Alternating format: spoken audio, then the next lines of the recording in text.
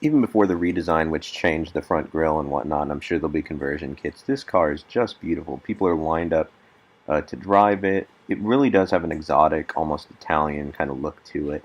Doesn't look like really any other German car out there, to be sure. The side profile is beautiful, the long hood, and then the back with that sloping arch. It's a really, really nice car. You got those dual-tipped exhaust, and then this one does have the spoiler on there.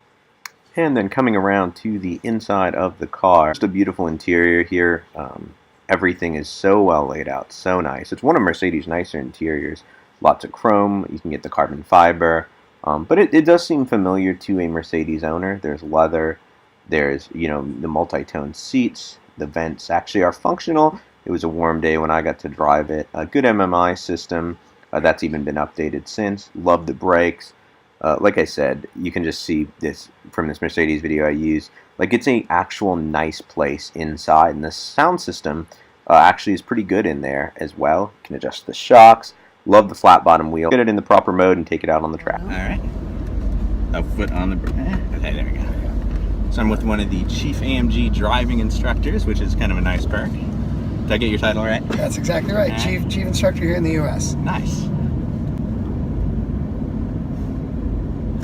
Like I said, we'll experience this car sort of in its full range of personalities. It was back in the day that sort of the comfort and sport modes just changed the shift parameters. Now it changes everything from fuel mapping, throttle feel, steering feel, as well as the AMG adaptive sport suspension, so actual dampener settings, etc. Nice. So that's to give her full throttle up the hill, so you can feel even in comfort mode. Yeah.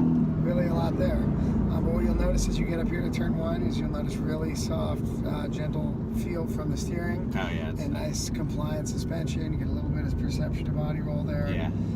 Then as we switch it up into the sport mode, you'll hear a downshift. Yeah. It gets a little bit more aggressive. Nice. And that'll light up one of your shocks on your damper setting. When you give it a good shot of gas here, you'll feel really goes. This is quick. Aggressive throttle mapping. Then I'm going to go ahead and give you Sport Plus. You hear that downshift, so it cuts out that last muffler. And now's when you're going to get some of that unburned fuel, the popping, the really raw emotion, the aggressive blips on the downshift. I'm sorry, this is more engaging to drive than the Nissan GTS. I'm glad you feel that way.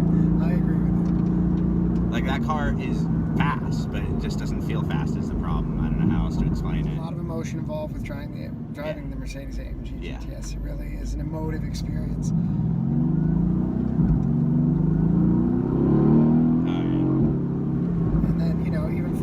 Drive car, our ESP is so sophisticated that even when you're driving it hard, it's still really confidence inspiring. That safety net of ESP totally has your back, and it's really seamless. When it jumps in to save you, you can't even really tell. A lot of people are driving on ESP all the time. Nice. You don't even really realize it. Because it'll dial back a lot in Sport Plus, I assume. It sure will. Yeah. So we also have our adaptive stage ESP. So ESP Sport Handling Mode allows you to get some of the dynamic and a little bit of slip and a little bit of angle, but it's going to also step in and save you. At the very last when you know you need it. So then, when you come to stop here, what I'm going to do is select Race Mode, which will be our most aggressive parameter. Very aggressive. You'll notice it really holds a shift for a long time. Oh, super Get aggressive. a lot of feedback from that steering. Yeah. Oh, wow. A ton of power and a lot of really dynamic. Wow. And then again, when you go for your 0 to 60 here, just really, mad and you'll feel how much grip this car really has. All right, here we go.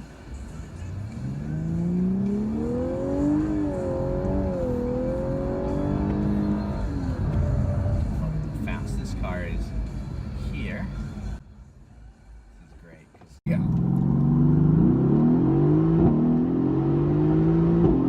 I'm stopping the Geico sign is usually my rule.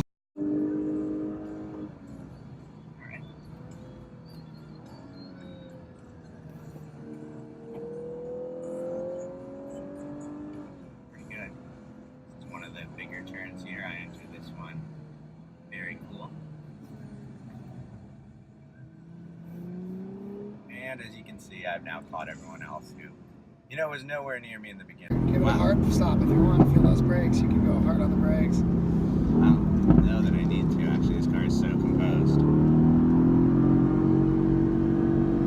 Wow.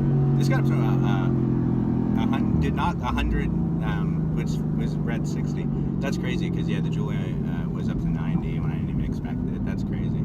This is super fast. It's an amazing car. Yeah. And really refined. You know, it's a nice balance to me of like raw emotive American muscle with that like European sports car refinement. This pivots a lot for a front engine car. It really does. Well, it's actually in the front mid-engine, right? So the front engine is behind the front axles. Okay. And I can pop there when we get back and show you how they pull that off. But it's with that hot V bi-turbo design, puts those turbochargers up in the center of the V8 engine. So instead of being down on the side, they move the turbos up into the top, and the air intake is coming from underneath. Nice. And that allows us to really set that engine way back in the chassis. And of course, it has a transaxle rear end. So the transmission is between the rear wheels. Right. And so there's a torque tube down through the car with live engine or live drive shaft. Nice. Can't even feel the turbos really. Yeah, there's essentially zero turbo there. Yeah. With the twin scroll turbos that we use, they have two different air passages, one for velocity and one for volume. Yeah. So you get maximum boost immediately. Yeah. Very nice.